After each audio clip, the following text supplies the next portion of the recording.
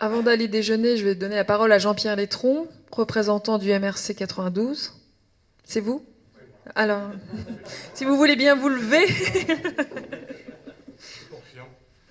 Bonjour à tous. Alors, on m'avait déjà demandé de faire court, mais comme en plus je suis arrivé en retard, quelle honte. Non, c'est de ma faute, ma très grande faute. Donc, je vais faire encore plus court. Alors, comme je ne sais pas de quoi vous avez causé avant, c'est un peu compliqué. Oui. Oui, mais bon, il ne faut pas que je tombe à côté en parlant, et il ne faut pas trop que je perde de temps. Donc, l'idée, moi, je suis venu pourquoi? Parce que l'idée que nous défendons à quelques-uns, c'est quand même l'idée, et là, il faut regrouper tous ceux qui sont contre l'ennemi principal étant le libéralisme financier et son bras armé que l'Union européenne. Je pourrais presque poser le micro, parce qu'une fois que j'ai dit ça, quasiment j'ai tout dit, quoi. Bien. Donc regrouper tous ceux qui sont prêts à se battre là-dessus, tous ceux qui sont prêts à dire qu'il faut retrouver une souveraineté nationale et que les instances européennes ne peuvent pas être au-dessus des instances nationales, quel que soit le sujet, que ce soit parlementaire, Cour de justice, j'en passe, et des meilleurs. Et que les coopérations européennes ne peuvent se faire que dans la mesure où ceux qui coopèrent entre eux sont d'accord de par leur propre souveraineté. Voilà. Une fois que j'ai dit ça, voilà. J'ai entendu, là vous avez parlé visiblement un peu avant que j'arrive des histoires de SNCF, du statut, etc. Moi j'ai vécu l'ouverture des marchés, la privatisation d'EDF et GDF. Une entreprise qui n'avait aucune dette, qui distribuait de l'électricité et du gaz à un des prix les moins chers d'Europe. Une entreprise, notamment EDF, qui produisait de l'électricité avec très peu de CO2. On ne pouvait même pas l'accuser de réchauffer la planète. Donc en fait, un truc quasi parfait, d'accord. Et ils ont quand même privatisé, ils ont quand même bien. Et faut être honnête, hein, en dehors de ceux qui travaillaient à EDF, GDF, le front syndical n'était pas égal à ce qu'il y a pour la SNCF aujourd'hui. Hein. Enfin, les autres fédés de la CGT, elles sont branlées complètement. Enfin, je vous le dis, on a eu beaucoup de mal à faire comprendre qu'il ne fallait pas privatiser. Et d'autres organisations syndicales n'étaient pas non plus complètement contre l'ouverture du capital et la privatisation. Et là, on était bien sur des injonctions européennes. Hein. Injonctions européennes, pourquoi ? Pour que les prix augmentent, pour que d'autres se remplissent les poches. Parce que, globalement, c'était un marché colossal où personne ne s'enrichissait, puisque c'était la nation qui produisait. C'est juste ça. Et en plus, il y avait la souveraineté nationale sur la production d'électricité. Et il fallait surtout le casser. Pourquoi ? Parce qu'en fait, c'était un très mauvais exemple.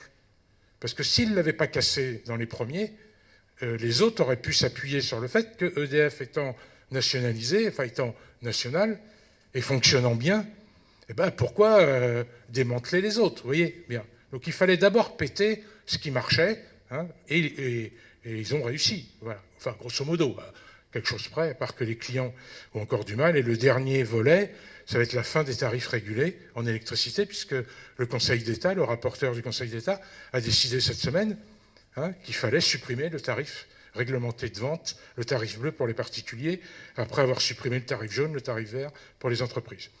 Je terminerai sur les mots, le choix des mots. Alors, les militants accordent beaucoup plus de valeur aux mots que le peuple, me semble-t-il. Le mot souverainiste, ça va encore à peu près, mais on est dans une époque où les paradoxes sont... Enfin, où ce n'est quand même dans une grande bouillie, quand même.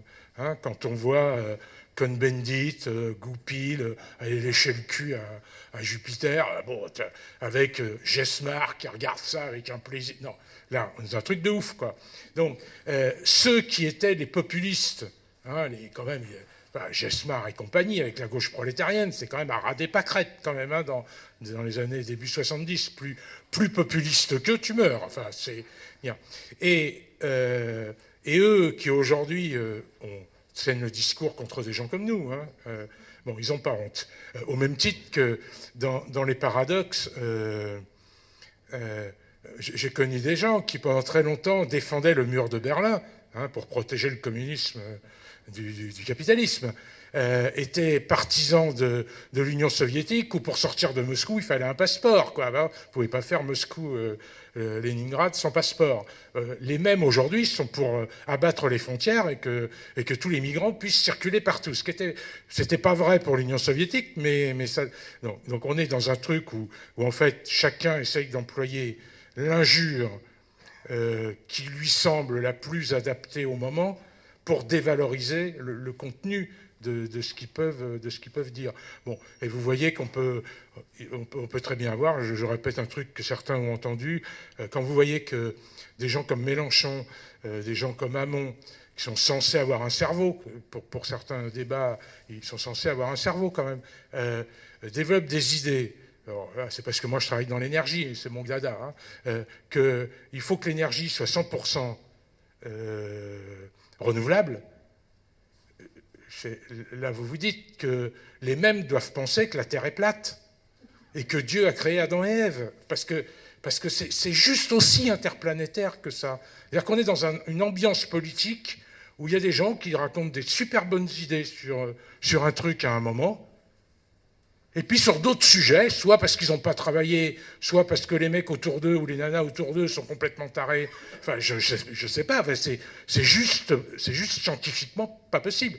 Simplement que les énergies renouvelables sont intermittentes, excepté si on faisait 100% biomasse. Et là, allez lire Négawatt qui explique comment on fait du 100% biomasse. Mais 100% biomasse, ça c'est l'avantage. Mais il faut lire tous les inconvénients qu'il y a derrière. Mais moi, j'ai pas envie de bouffer que des algues. Voilà. Donc, c'est... non, parce que, oui, 100% biomasse, ça veut dire qu'il n'y a plus un seul champ en France où on fait de l'élevage.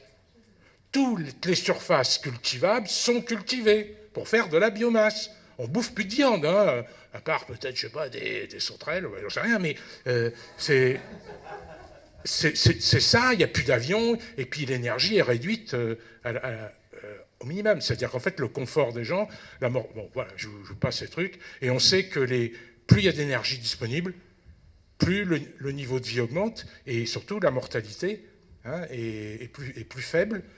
Enfin, on vit plus longtemps dans les pays où il y a de l'énergie que dans les pays où il y en a moins. Voilà. Bon, voilà, j'ai dit ce que je pouvais dire. Voilà. Alors, les barrages, c'est déjà quasiment fait, je vous le dis, avec la bénédiction de toute la gauche. Pourquoi ? Avec de toute la gauche. Alors, excusez-moi, je réponds si je peux, si vous n'avez pas trop faim.